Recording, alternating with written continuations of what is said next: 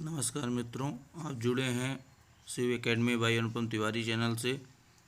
अगर आप अभी तक हमारे चैनल को लाइक शेयर सब्सक्राइब नहीं किए हैं तो फटाफट सब्सक्राइब करिए, शेयर करिए, जिससे ज़्यादा से ज़्यादा लोगों तक ये चैनल पहुँचे और सभी स्टूडेंटों की मदद करने में सफल रहे, जिसके कारण हमने इस चैनल को शुरू किया है। बौद्ध धर्म का विभाजन। सर्वप्रथम आप सभी का स्वागत है हमारे इस YouTube चैनल में। नमस्कार। चौथी बौद्ध संगीति के दौरान आप विभाजन अगर इसका पढ़ें तो सबसे पहले तो उठाता है आदमी की चौथी बौद्ध संगीति के दौरान जो है तो हमारा जो बौद्ध धर्म था वो दो स्पष्ट संप्रदायों में बंटता है, हीनयान और महायान। हीनयान और महायान में ये चौथी बौद्ध संगीति के दौरान बढ़ता है। चौथी बौद्ध संगीति आपको पता हो कि चौथी बौद्ध संगीति हुई थी कुंडलवन कश्मीर में है। तो हीनयान ये देख लीजिए और महायान ये देख लीजिए। चौथी बौद्ध संगीति के दौरान हुआ था, ये आप ध्यान रखेंगे। कहाँ हुई थी? कुंडलवन कश्मीर में। उसके बाद हीनयान जो है तो हीनयान भी सौत्रांतिक एक भाग और वैभाषिक दूसरा भाग। ये सौत्रांतिक कई परीक्षाओं में पूछा गया है। सौत्रांतिक को याद रखिएगा और वैभाषिक दूसरा इसका भाग होता है। महायान जो है तो महायान भी दो भागों में बंटता है, ये शून्यवाद और विज्ञानवाद। विज्ञानवाद को जो है तो योगवाद भी बोला जाता है। तो इन दो स्पष्ट भागों में विभाजित होता है। इसके बाद इसका अन्य विभाजन भी होता है। अन्य विभाजन मतलब है कि समय समय पर ये विभिन्न मतों में परिवर्तित होता रहा है। जैसे मान लीजिए कि 6वीं शताब्दी एडी में वज्रयान एक शाखा आई थी, तंत्र मंत्र जादू टोने से जुड़ी हुई एक शाखा थी। इन सब पर डिटेल अभी आप आगे पढ़ेंगे। एक बार मैं समराइज कर रहा हूँ स्टार्टिंग में। तो वज्रयान को आप पढ़ेंगे। 9वीं शताब्दी एडी में जो है तो ये आई कौन सी? कालचक्रायन एक शाखा आई थी। उसके बाद 10वीं शताब्दी एडी में सहजयान एक शाखा आई थी। सहजयान आप पढ़ लें अब हीनयान और महायान को। तो हीनयान और महायान, हीनयान को देखेंगे अगर आप तो हीनयान को ही निम्न मार्गी कहा जाता है, इसे रूढ़िवादी या श्रावक मार्गी भी कहा जाता है। आप जो ये हीनयान लिखा हुआ है और महायान दो भागों में बटा।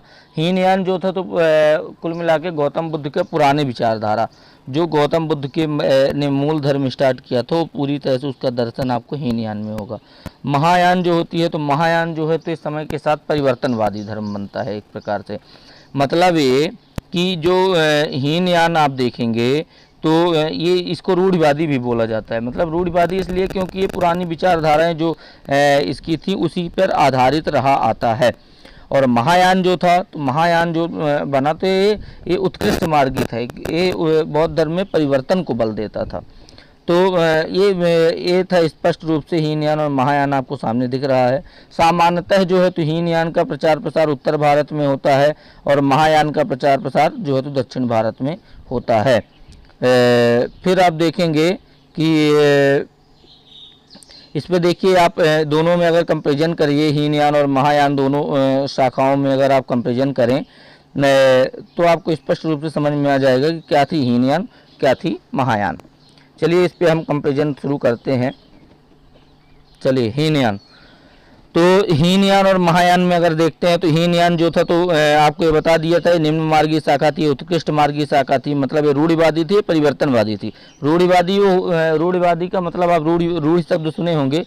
रूढ़ि का मतलब ये होता है कि वो समय समय पर अपनी विचारधारा को अपने चेंज नहीं करती है, ये रूढ़िवादी होती है। और परिवर्तनवादी ये होती है कि मतलब समय समय पर जरूरत पड़ने पर उस पर परिवर्तन आता रहता है।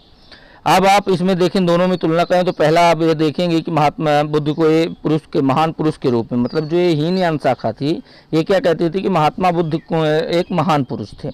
और जो महायान शाखा थी आप यहाँ देखेंगे तो महायान शाखा जो है तो इसको उत्तर ईश्वर के रूप में मानती थी। मतलब कि एक महायान शाखा ये कहती थी कि जो गौतम बुद्ध थे वो ईश्वर का अवतार थे। फिर उसी से जुड़ा हुआ दूसरा आप देखेंगे तुलना, तो अवतारवाद की बात करें तो अवतारवाद पे जो है तो हीनयान जो थी तो अवतारवाद पे भरोसा नहीं रखती, मतलब अवतारवाद पर बल नहीं देती थी कि किसी का अवतार होता है, कोई जन्म लेता है, फिर से आएगा, ये इन बातों पर जो है तो महायान बात नहीं करती है, मतलब कि इन बातों का समर्थन नहीं करती, इन बातों पर बल नहीं देती है। और जो महायान शाखा थी, आप यहाँ पर दूसरा फैक्ट इस पर देख लीजिए, तो महायान शाखा जो थी तो ये क्या करती थी, अवतारवाद पर बल देती थी। उसके बाद तीसरा आप देखिए कि मूर्ति पूजा के विरोधी थे। आपको पता है कि मूर्ति पूजा के विरोध में ही बौद्ध धर्म, मूर्ति पूजा हो गया और जितने भी वैदिक धर्म के आडंबर थे उन्हीं के विरोध में ही इनका जन्म हुआ था। तो ये मूर्ति पूजा के विरोधी थे हीनयान वाले, और महायान जो थे तो ये मूर्ति पूजा का समर्थन करते थे, मूर्ति पूजा करते थे। हालांकि गौतम बुद्ध की ही मूर्ति बना के पूजा करने लगे थे, जो मूर्ति पूजा के सबसे बड़े विरोधी माने जाते हैं। उसके बाद चौथा पॉइंट है, इसमें आप देखेंगे चौथा पॉइंट कहता है कि मांस नहीं खाते थे। जो हीनयान शाखा के लोग थे तो मांस का सेवन नहीं करते थे, मांस आदि का समर्थन नहीं करते थे, और जो ये थे तो ये मांस का सेवन करते थे, आप यहाँ पर देख सकते हैं।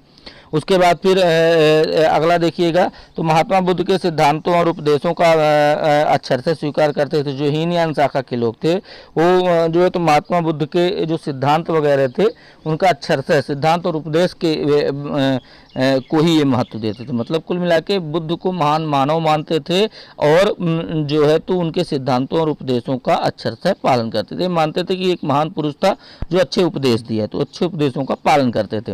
और ये क्या करते थे, ये आप इनमें देखेंगे, इसमें लिख दिया हूँ मैं कि समयानुकूल परिवर्तन के साथ स्वीकार करते थे। मतलब कि वो कुल मिला के उस पर परिवर्तन करते थे, परिवर्तनवादी थे, आपको पहले ही बताया गया है।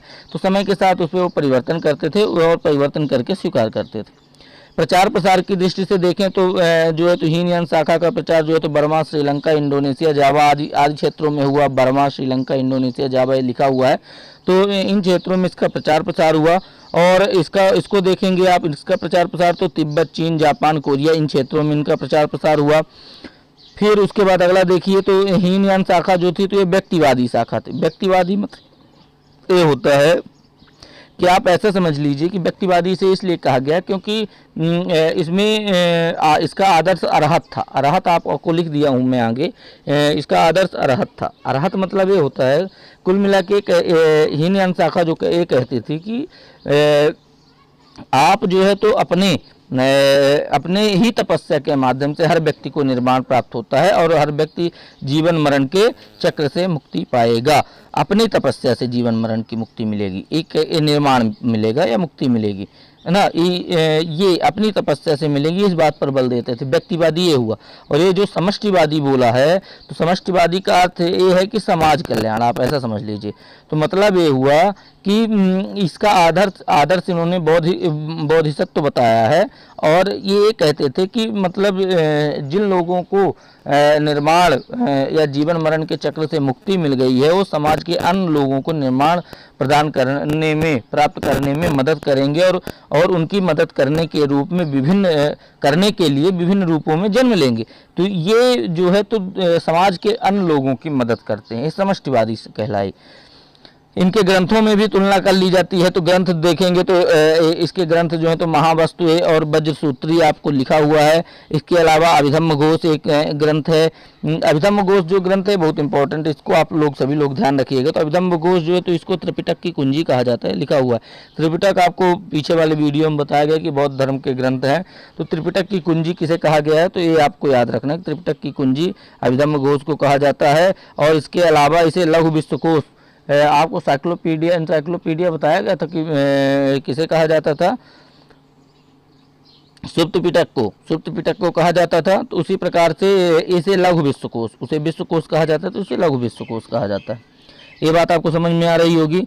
इसके अलावा वसुबंधु और विशुद्ध भग इससे संबंधित है, ठीक है। ये चीज़ें याद रखिए। मतलब और इधर से अगर आप देखें तो इसके भी ग्रंथ एक बार नज़र देख लीजिए, फिर मैं इसको समराइज करता हूँ।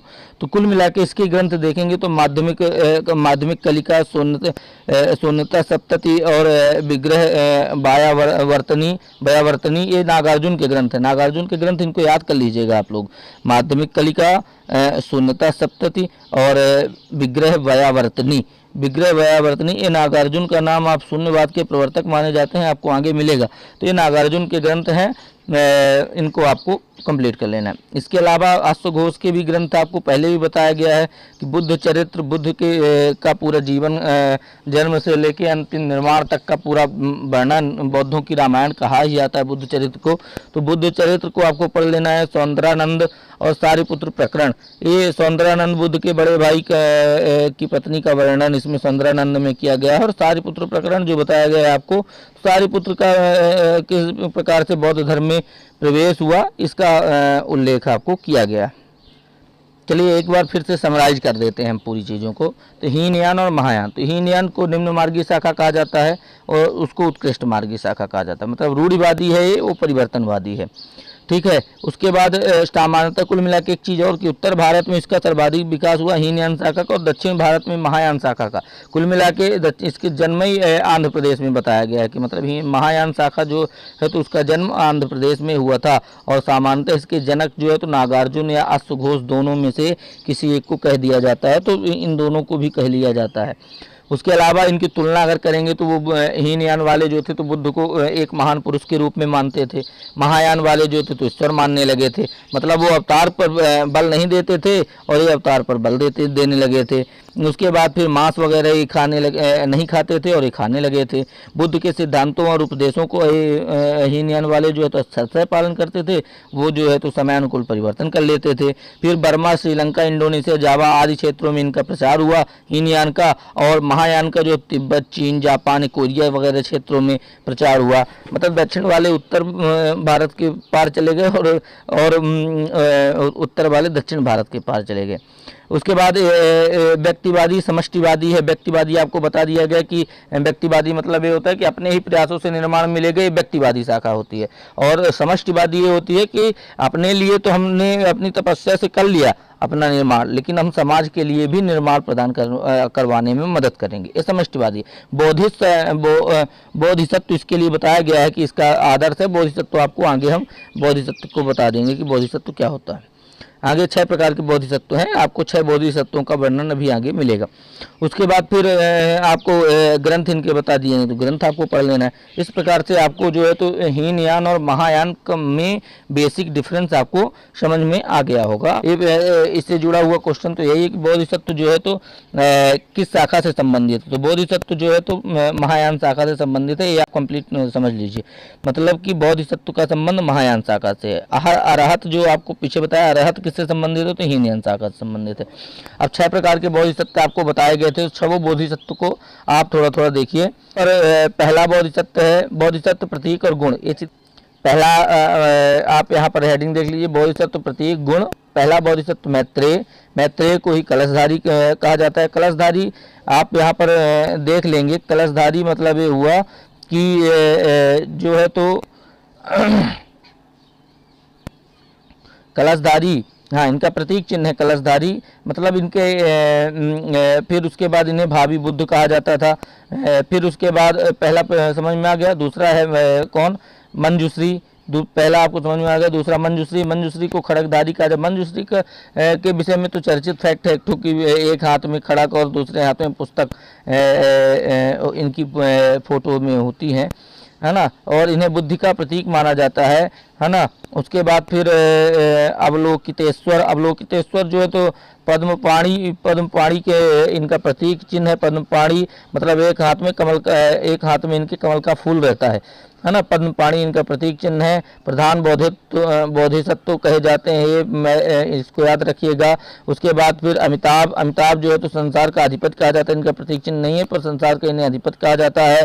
फिर क्षितिग्रह 5वें बोधिसत्व हैं और इन्हें शुद्धता का प्रतीक कहा जाता है, इनका भी प्रतीक नहीं है। फिर उसके बाद वज्रपाणि, वज्रपाणि इनका प्रतीक वज्र है और इन्हें कठोरता का प्रतीक कहा जाता है। मतलब 6 प्रकार के बोधिसत्व हैं, आपके सामने लिखे हुए हैं, स्क्रीन पर आपको दिख रहे होंगे। मैत्रेय, मंजूश्री, अवलोकितेश्वर, अमिताभ, क्षितिग्रह, वज्रपाणि। प्रतीक चिन्ह आप देखेंगे कि 2 के नहीं है, 4 के प्रतीक चिन्ह है। ये भी विकल्प में क्वेश्चनों में आसानी से बन जाता है। फिर भी मैत्रेय, मंजूश्री बहुत इंपॉर्टेंट है, कई बार पूछे गए हैं, इनको जरूर आप कंप्लीट कर लीजिए। मैत्रेय कलशधारी, भावी बुद्ध कहे जाते हैं। फिर उसके बाद मंजूश्री जो है, तो मंजूश्री जो है तो खड़गधारी है, ये बुद्धि के प्रतीक माने जाते हैं। फिर अवलोकितेश्वर जो है तो पद्मपाणि है, प्रधान बोधिसत्व माने जाते हैं। फिर अमिताभ जो है तो संसार का अधिपति कहा जाता है इन्हें। शीतग्रह शुद्धता का प्रतीक है और वज्रपाणि इनका प्रतीक है। वज्र ये कठोरता के प्रतीक माने जाते हैं। इस प्रकार से पांचों बोधिसत्व आपको के सामने दिख गए हैं। तो इन्हें आप कंप्लीट कर लेंगे। हीनयान और महायान का भी विभाजन बताया गया है। तो हीनयान का और महायान का विभाजन आप शुरू में देख चुके हैं कि वैभाषिक और सैद्धांतिक इन दो वर्गों में विभाजित किया गया है। वैभाषिक एक एक भाग को थोड़ा थोड़ा देख लीजिए, बस इनसे बहुत ज़्यादा क्वेश्चन आपको नहीं मिलेंगे, पर हमने इसका वीडियो कंप्लीट किया तो हमने पूरी चीज़ें आपको बता दिया है कि जिससे आपको समस्या नहीं हो। चलिए इसको भी थोड़ा थोड़ा देख लीजिए।